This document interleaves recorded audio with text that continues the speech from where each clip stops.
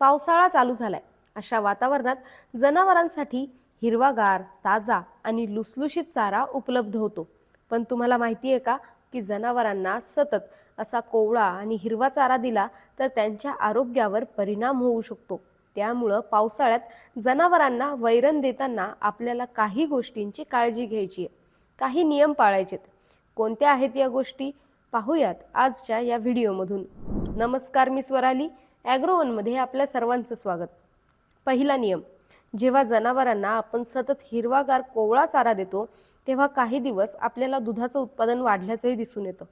पण दुधातले fat, SNF आणि इतर पोषक घटकांचं प्रमाण मात्र कमी होऊ शकतं. याशिवाय महत्त्वाचं म्हणजे फक्त हिरवा चारा दिल्यामुळं त्यांची पचनक्रिया बिघडते आणि पोटफुगीची समस्या निर्माण होते. याशिवाय पातळ शेणामुळं चाऱ्यावर शेण उडून त्याचीही नासाडी होते.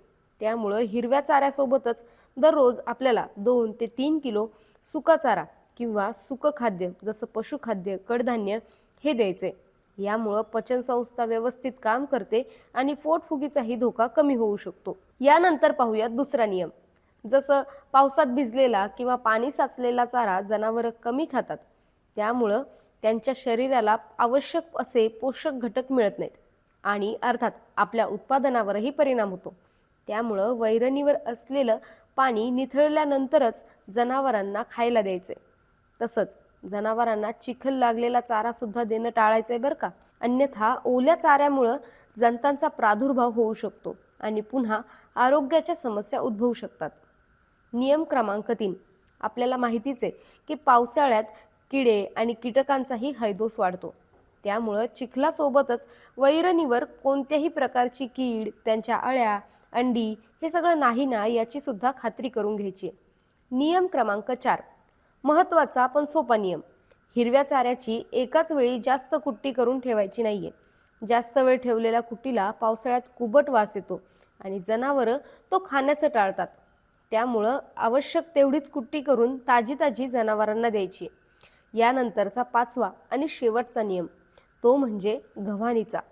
पावसाळ्यात जनावरांना आपण ज्या गव्हाणीत वैरण देतो पण ताजा हिरवा चारा गव्हाणीला चिटकू शकतो आणि त्या कुजलेल्या चाऱ्यावर बुरशीची वाढ होते. त्यावर नवीन चारा टाकला तर जनावरं तो पूर्ण खातही नाही आणि खाल्ला तरी बुरशी असलेल्या चाऱ्यामुळं जनावरांचं आरोग्य बिघडू शकतं. त्यामुळं वैरणीची साठवण नेहमी कोरड्या आणि स्वच्छ जागेतच करायची आणि गव्हाणीसुद्धा वेळोवेळी स्वच्छ करायची. पावसाळ्यात तुम्ही जनावरांना कोणतं वैरण देता आणि देताना काय काळजी घेता हे आम्हाला कमेंटमध्ये नक्की सांगा. आणि अशाच शेतीविषयक माहितीसाठी ॲग्रोवनला फॉलो आणि सबस्क्राईब करायला विसरू नका.